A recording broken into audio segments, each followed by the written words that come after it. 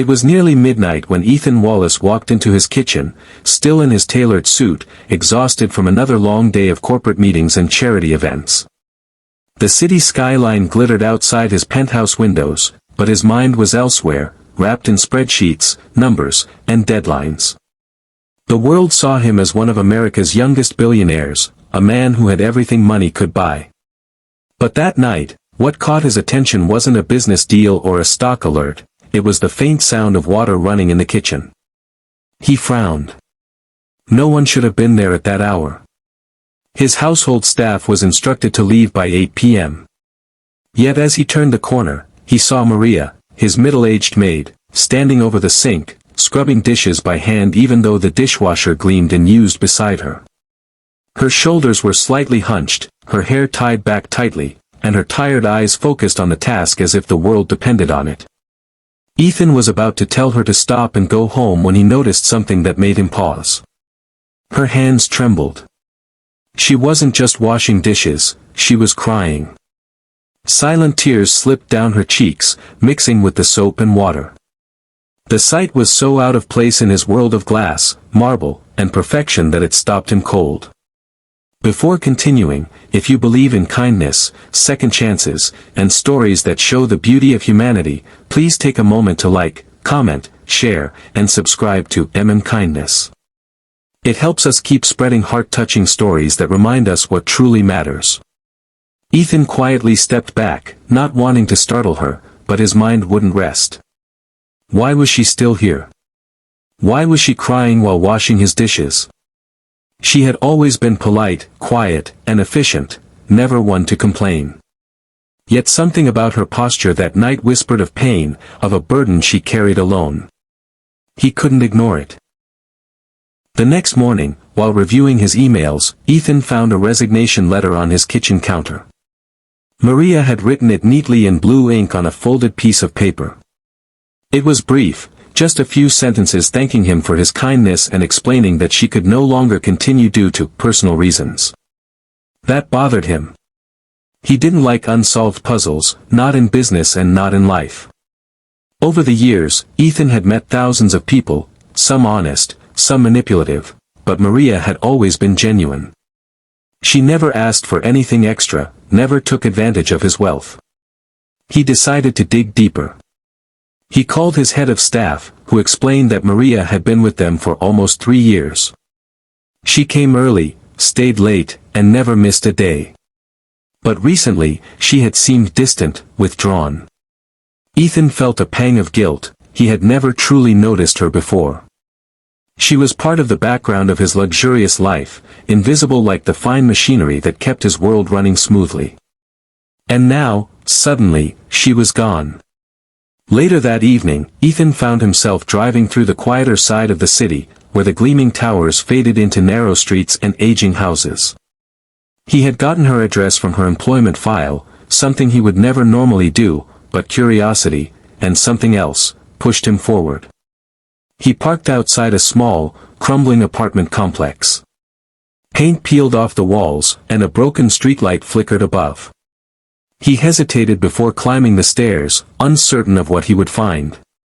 When he knocked, there was a long silence before the door opened a few inches. Maria stood there, startled to see him. Her clothes were simple, her face weary but gentle. Behind her, he could glimpse a small living room, barely furnished, with peeling wallpaper and an oxygen machine humming softly in the corner. On the couch lay a teenage boy, pale and frail, wearing a nasal cannula connected to the machine. In that moment, everything made sense. The reason she worked such long hours. The exhaustion. The trembling hands. The resignation letter. Maria quickly tried to compose herself, apologizing for the state of her home and insisting that Ethan shouldn't have come. But he barely heard her. His attention was fixed on the boy, who smiled faintly at him despite his condition. Ethan learned his name was Daniel, her son, and that he suffered from a severe respiratory disease.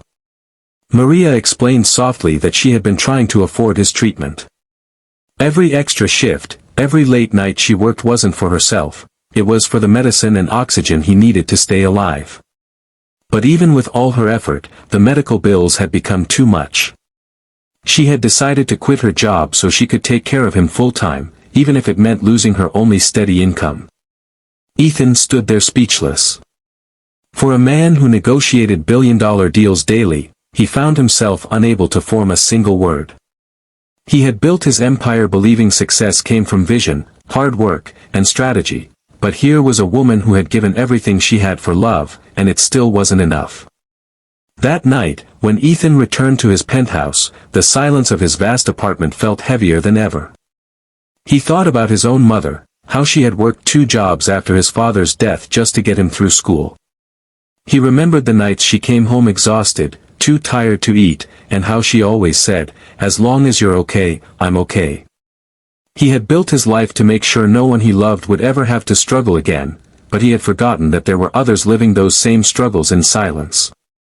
The next morning, he called his financial advisor and instructed him to set up a medical trust in Daniel's name. When Maria came to return her uniform later that day, he handed her a folder.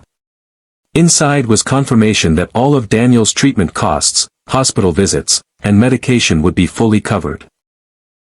Not just for a few months, but for as long as he needed them.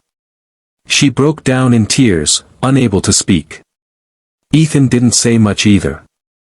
Some moments didn't need words.